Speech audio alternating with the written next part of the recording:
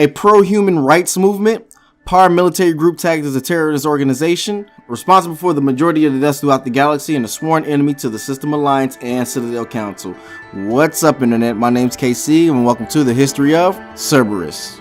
Cerberus started right after the first contact war between the humans and the Turians, which took place on Shang-Chi in 2157.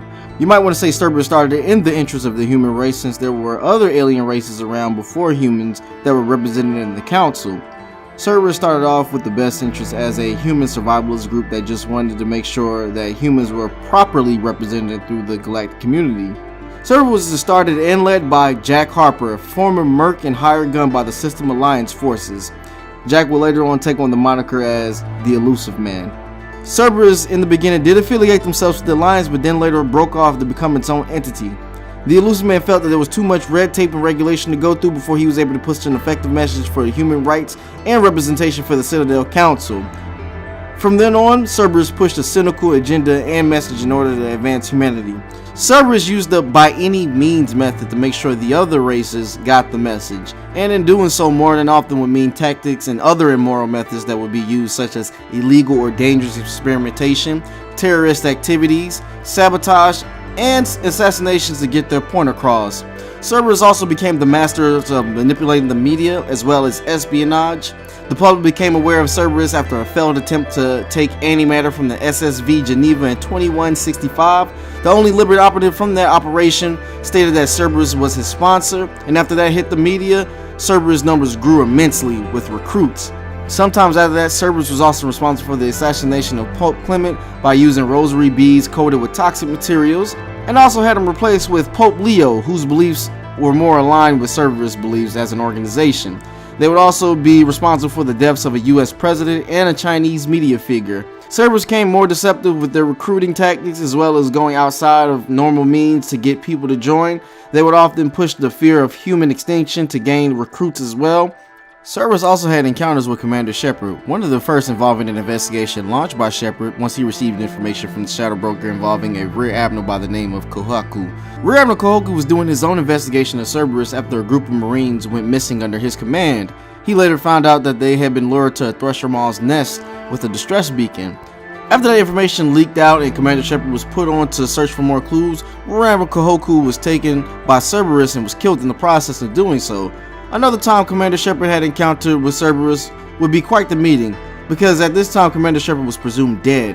After an attack on the Normandy in mid-space, Cerberus kind of stole the body in the middle of a transaction between the Collectors and the Shadow Broker, and that was due to some help of some outside visitors. Once Cerberus got the body back to their base, they began on working what they would call the Lazarus Project, which was an attempt to bring to life or reanimate a corpse. The project was a success, and Commander Shepard was alive due to the help and backing of Cerberus and led by Miranda Lawson.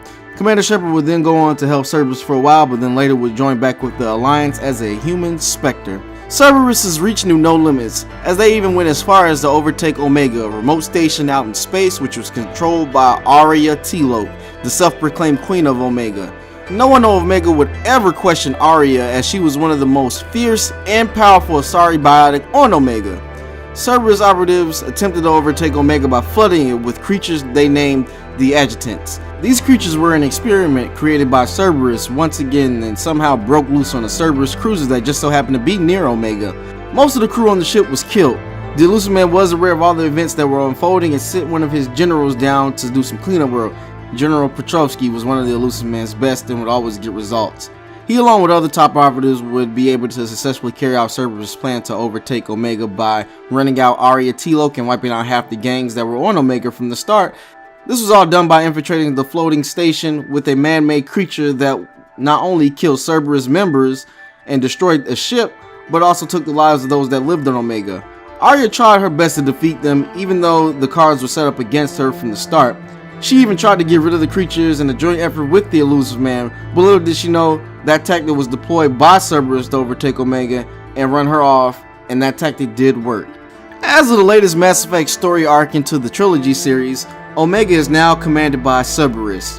To sum it all up, Cerberus would be today's modern privatized blacklisted military group and organization, as Cerberus's network and net worth are nothing to gawk at.